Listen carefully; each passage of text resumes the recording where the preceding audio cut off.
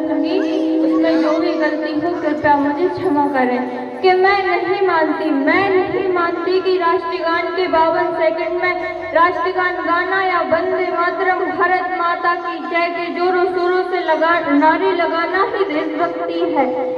महोदय, ये वो सदी है जहाँ नीति नियमों और नैतिकताओं के मूल्यों पर धजड़ियाँ उड़ाते लोग मुझे नजर आते हैं। महोदय, ये वो सदी है जहाँ सत्य, अहिंसा, सादगी के मूल्यों कोड़ियों के नाम पर मूल्यों कोड़ियों को बैठते लोग मुझे नजर आते हैं। महोदय, ये वो सदी है जहाँ एक घर में दो सगे भाई भी शांति और अमन की चैन के साथ बड़ी मुश्किल से जीते नजर आते हैं। और जिस देश के युवा फेसबुक, व्हाट्सएप और इंस्टाग्राम के सोशल नेटवर्किंग के इंसर्ट पर सेटिंग, चैटिंग, डेटिंग और फ्लर्टिंग के माया जाल में फंसे नजर आते हैं। महोदय, ये वो सदी है। और महोदय, तकलीफ तो मुझे उस वक्त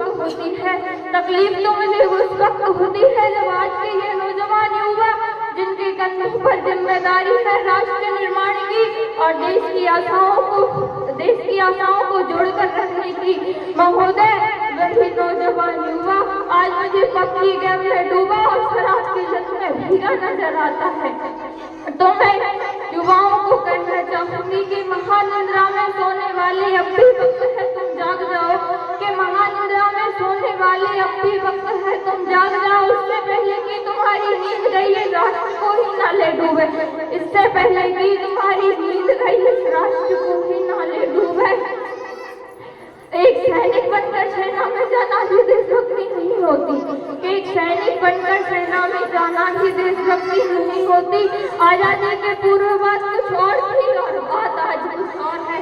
तब हम झांसी की रानी लक्ष्मीबाई से लेकर शहीद आजाद भगत सिंह तक और चंद्रशेखर आजाद से लेकर महात्मा गांधी तक इन्हें देशभक्त कहते थे। परंतु आज मैं देशभक्त कहूँ तो किसे कहूँ?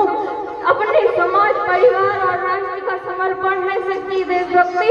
धर्म लोकता को पछाड़कर ईमानदारी से किया गया हर काम है सच्ची देशभक्ति। एक पत्रकार अपनी पत्रकारी पूरी ईमानदारी से करे तो वो है सच्ची देशभक्ति। एक गरीब, बीमार बुजुर्ग को दवाई दी जाए तो वो है सच्ची देशभक्ति। और एक शिक्षक पैसों के लिए नहीं बल्कि अपने विद्यार्थी को आगे बढ़ाने के उद्देश्य से पढ़ाए तो वो है सच्ची देशभक्ति।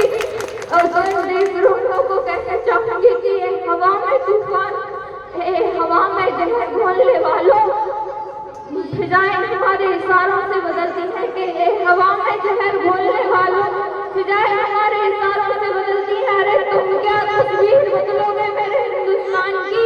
तुम क्या तस्वीर बदलोगे मेरे हिंदुस्तान की? शेरों के जिगर में माँ भारती बसती है, शेरों के जिगर में माँ भारती बसती है। और अंत में किसी शायर के पंक्तियां और अपनी तमन्ना के साथ वाणी को विराम देते हुए कहना चाहूंगी कि काश मेरी जिंदगी में सरहद की कोई शाम आए, कि काश मेरी जिंदगी में सरहद की कोई शाम आए, मेरी जिंदगी भी मेरे वतन के काम आए, मेरी जिंदगी में मेरे वतन के काम आए। कभी जिक्र हो सच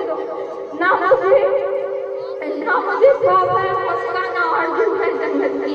कि ना मुझे खौफ है मौत का, ना आरज़ू है जन्नत की। बस कभी जिक्र हो शहीदों का तो उसमें एक मेरा भी नाम आए। कभी जिक्र हो शहीदों का तो उसमें मेरा भी नाम आए।